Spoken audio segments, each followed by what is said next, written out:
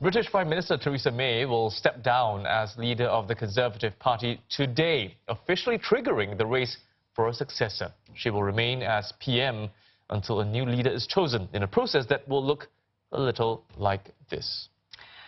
Oh, that's right. 12 candidates vying for the top job. Among them, former Foreign Secretary and leading Brexit campaigner in the 2016 referendum, Boris Johnson, who appears poised to take Mrs May's place. But some of them are expected to drop out before Monday. Now, following the nomination, a series of secret ballots, the first of which will be on the 13th of June. That's next Thursday.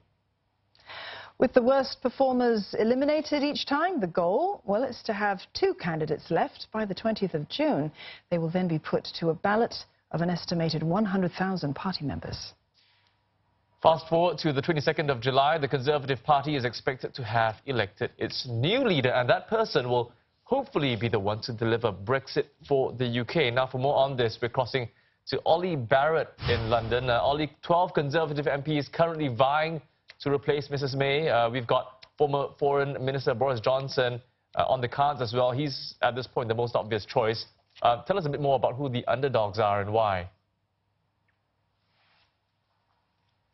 Yeah, Boris is certainly the front-runner at the moment, and if anything, in recent days, he's solidified his position as front-runner with a series of key junior MPs coming out and backing him for the leadership. But privately, some of his own supporters worry about Boris's ability to drop a gaffe or two in the final weeks of this campaign, and therefore it is very much worth looking at those potential underdogs. Look at Dominic Raab, the former Brexit Secretary. He is certainly in with a shout. Look at Michael Gove, the Environment Secretary. He is considered as a centrist candidate who might be able to unite the party. Jeremy Hunt, the current Foreign Secretary, certainly worth watching too. Also Rory Stewart, who's had a couple of ministerial positions recently, but who's been crisscrossing the country with his own smartphone, taking lots of selfie videos and talking to actual real-life voters out on in various constituencies up and down the UK. He's captured a lot of attention doing that, if not yet enough to see him as a front runner in the campaign.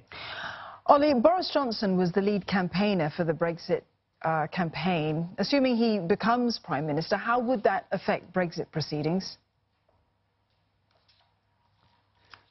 Well, we have, in the last few days, heard from Boris Johnson that he says if he is the next Prime Minister, then Britain will leave the European Union on October the 31st, either with a deal in place or with no deal in place. Now, that has been seen to box him in, really, in terms of his policies that he can pursue when it comes to Brexit. Either he's going to have to leave the European Union with some kind of deal which will potentially quite closely resemble the deal that Theresa May couldn't get through the Houses of Parliament. And if he can't get a deal of sorts through the House of Commons, then certainly Boris is saying that he will take the UK out on a no-deal basis. But could he get that past the UK's Parliament? Either very difficult for Boris Johnson. He will certainly try and tweak that controversial Irish backstop, which has been so difficult for Theresa May during her premiership. But many of the same challenges that she faced, whoever is the next leader will also face. It's all going to boil down to the numbers in the end. Ollie, thank you very much for that. Ollie Barrett there in London.